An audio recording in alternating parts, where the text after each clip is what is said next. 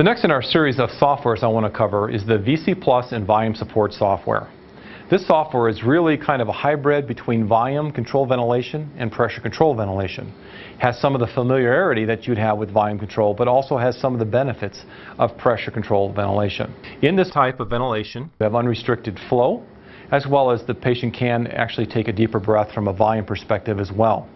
So this software is basically used invasively and can go down to as low as 2 milliliter total volume setting.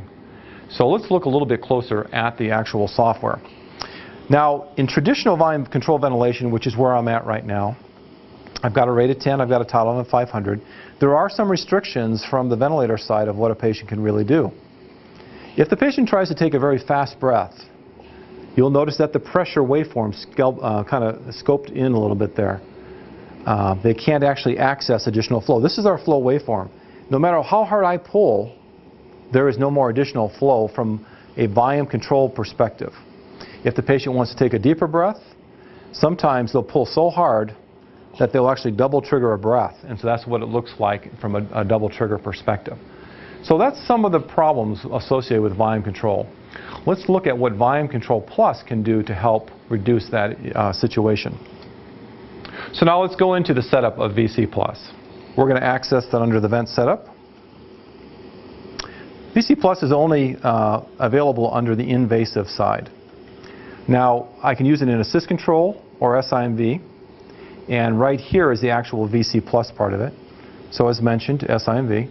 If I go over to spontaneous, a similar type of approach to ventilation is volume support in many aspects. But VC Plus offers the ability to give you a set rate. There are some other differences between the two, but in general there are many similarities between the two of them. I'm going to go back to assist control. I have the VC Plus set there. You set the trigger as well.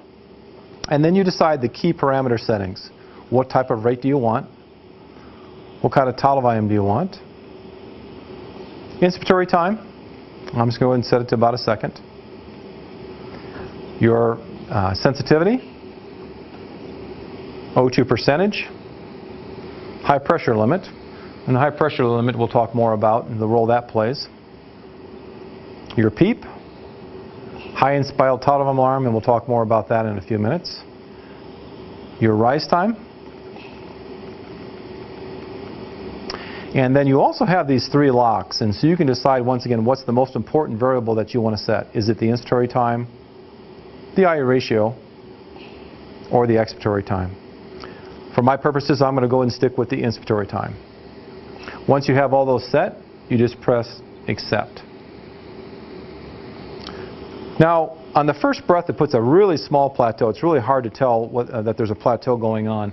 But that plateau establishes the initial delivered pressure to that patient up here on the top. And so it measures the plateau, and then based upon that patient's compliance and resistance, it knows where to start with pressure. So at this point, I'm going to kind of show you some of the comparisons between that volume control and the VC Plus that we're in now. If we focus in on this waveform right here, the flow waveform, as I pull more aggressively, you'll notice that that patient could access additional flow. When I was in volume control, you notice that the pressure waveform was not established very well and it scooped down. The other aspect of this is looking at the volume. Right now I'm set at 500 milliliters.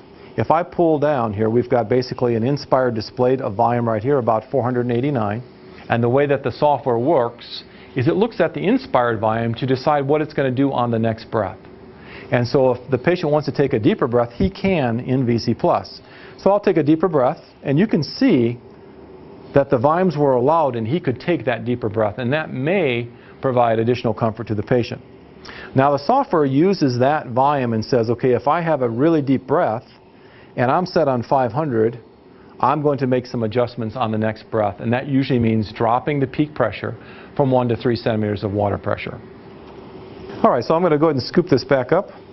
Now right now my peak pressure is about 23 and my PEEP is about 5, so I'm using roughly around 18 centimeters of water pressure. As I mentioned, the software is always looking to see what is going on with that inspired volume. So I'm going to simulate what can happen if a person starts breathing more aggressively or returns the natural breathing pattern. So I'm going to take a deep breath, and you'll notice that this peak pressure is beginning to drop. And so the titration of the pressure is automatic in the VC Plus and the volume support software. And so it can lower itself down. If for some reason the patient becomes weaker and they stop participating in breathing, the machine is once again going to notice that, and the peak pressures will begin to rise back up 1 to 3 centimeters per breath on the next breath. And so you'll notice that the peak pressures are rising right now. Now finally, I want to take a little bit of peek at the actual alarm strategies here. So I'm going to pull up the alarm screen. And there are a couple of key alarms that I want to talk about. One of them is the high pressure limit. So right now we're kind of coming up here. That high pressure limit can actually limit the amount of volume that will go to the patient from the ventilator. So for example, I'm going to go ahead and set this thing at maybe 17 centimeters of water pressure. And we'll see what happens. So right now it was taking 23 centimeters to ventilate the patient, but I set the alarm below that. And we're getting an alarm on the right side. It's volume not delivered alarm. So we have a volume not delivered alarm. And what it's saying is that based upon trying to give 500 milliliters, I can't give you that because I need more pressure limit. And right now, because it's set at 17, it's limiting it. There is basically a 3 centimeter limit of how close the delivered pressure will go to the actual alarm limit. So in this example, set on 500 mils, right now it's stuck at a pressure of 14 actual centimeters of water pressure on the top because the alarm is set at 17. And that is going to limit, once again, the delivered volume. You'll get a volume not delivered alarm. If I increase the high pressure limit up, what you'll see is that the peak pressures can rise and go up. And our alarm goes away, and you remove that limitation of the actual volume delivered to the patient. It doesn't actually end the breath from an inspiratory time perspective, but rather it limits the amount of volume the patient can get. Now the next alarm I want to talk about is this other one here on the right side. And this is the high inspired total volume alarm limit. Now this one basically is also a limiter in terms of how much volume the patient can attain, whether it be from the machine or spontaneously. So for example, I set this thing at around 700 milliliters, somewhere in that area, 780. And I try to take a deeper breath. It actually limited the breath. So it actually truncates the breath. So the breath will end. So you have to be careful when you set this alarm to make sure that it falls within lung protective strategies as well as comfort for your patient. So that's the high inspired total volume alarm limit. I'm going to set that one up back to a higher level. Then the last alarm limit in VC Plus is this one we call low pressure alarm.